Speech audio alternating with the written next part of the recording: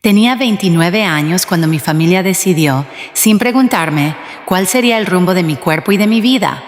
Fue en la cena de Año Nuevo, con la mesa todavía llena de platos a medio terminar, cuando mi hermana mayor anunció que yo sería quien cargara a su bebé. No fue una pregunta, fue una sentencia, pronunciada como si ya hubiera sido firmada por todos menos por mí.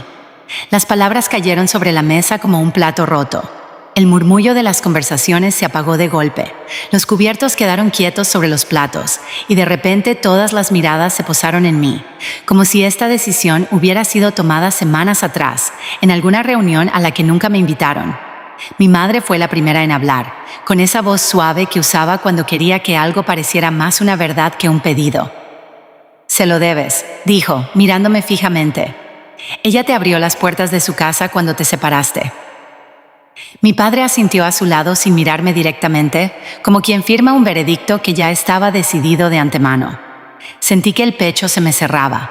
No era solo la petición lo que me dolía, era la idea de que mi cuerpo, mi tiempo y mi futuro podían negociarse en mi nombre, como si una deuda emocional borrara mi derecho a decir que no. Mi hermana Renata se sentó frente a mí con las manos cruzadas sobre la mesa y los ojos llenos de una certeza que no admitía discusión. No me preguntó si quería hacerlo.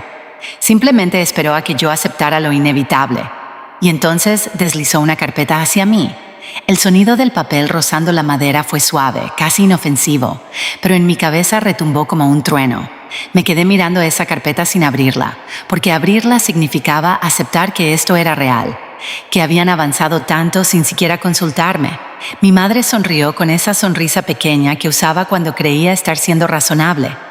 «Ya te lo dejamos todo resuelto», dijo. «Lo único que tienes que hacer es firmar». Como si fuera tan simple. Finalmente abrí la carpeta. Las páginas estaban llenas de lenguaje legal, cláusulas médicas, plazos, obligaciones. No era una sugerencia amable entre hermanas. Era un contrato vinculante, redactado con cuidado, pensado para que yo cumpliera sin resistencia. Mis manos temblaron levemente mientras pasaba las hojas, y mi corazón se aceleraba con cada línea que leía. En ese papel no había espacio para mis miedos, ni para mi futuro. Solo había espacio para lo que yo debía entregar. «Estarías ayudando a tu familia», agregó mi padre, con un tono más calmado, como si suavizar la voz hiciera que la exigencia fuera menos invasiva. «Eso es lo único que importa aquí. Ayuda, deber, deuda».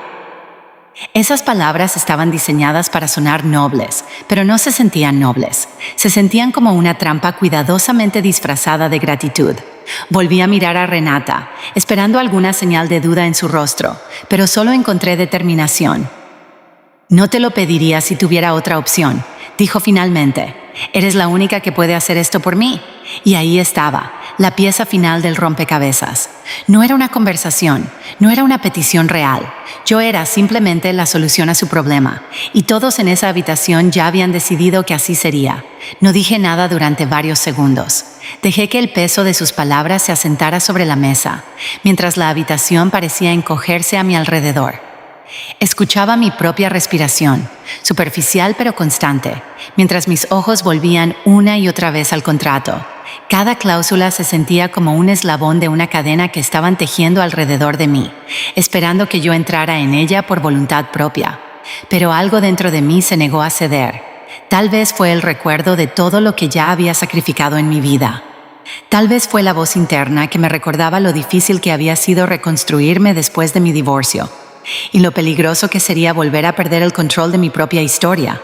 O tal vez, simplemente, fue la certeza incómoda de que algo en todo esto estaba profundamente mal. Seguí leyendo, y entonces la encontré. Una sola cláusula enterrada cerca del final de la 4ª página, escrita en el mismo tono formal que el resto del documento, fácil de pasar por alto si uno no prestaba suficiente atención. Yo estaba prestando atención. Cada palabra, en ese momento, pesaba como una piedra, y mientras la leía, algo se transformó dentro de mí. No era miedo, era claridad. No reaccioné de inmediato. No mostré lo que había descubierto. Cerré la carpeta despacio, con los dedos firmes por primera vez esa noche. La sonrisa de mi madre comenzaba a tensarse, la paciencia de mi padre se desgastaba, y Renata se inclinó hacia adelante con un brillo de anticipación en los ojos. Pensaban que sabían cómo terminaría esa escena. Pensaban que yo cedería, como lo había hecho tantas veces antes, cuando solo buscaba sobrevivir. Pero ya no era esa persona. Sostuve el contrato entre mis manos y entendí algo importante. Este ya no era su plan. Este era mi momento. Dejé que el silencio se extendiera lo suficiente para incomodarlos, lo suficiente para que se preguntaran si finalmente iba a aceptar.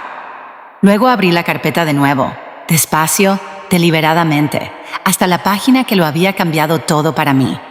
Encerré una cláusula en un círculo y empujé el documento de vuelta hacia Renata.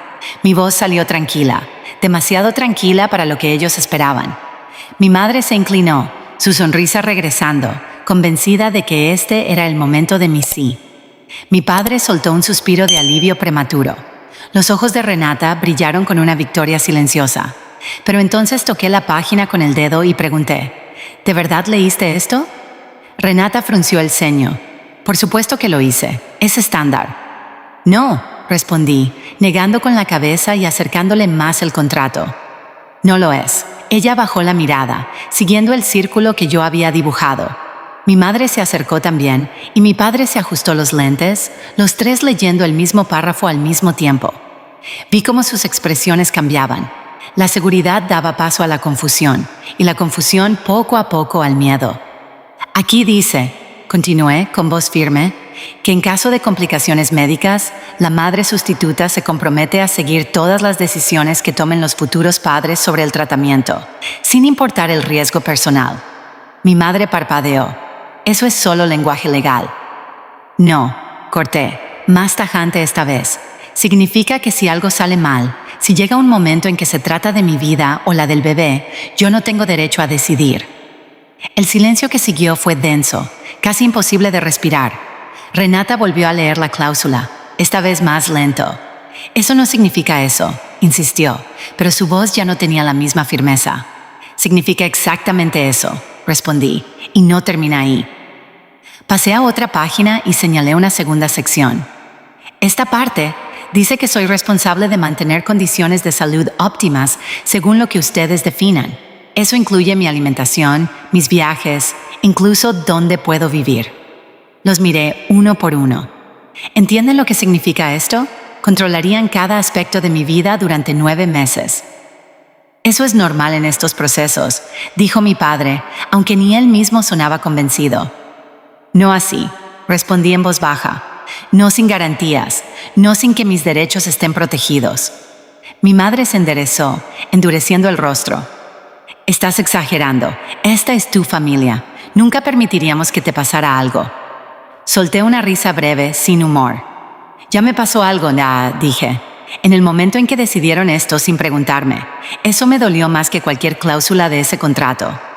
Renata cerró la carpeta, las manos temblándole apenas.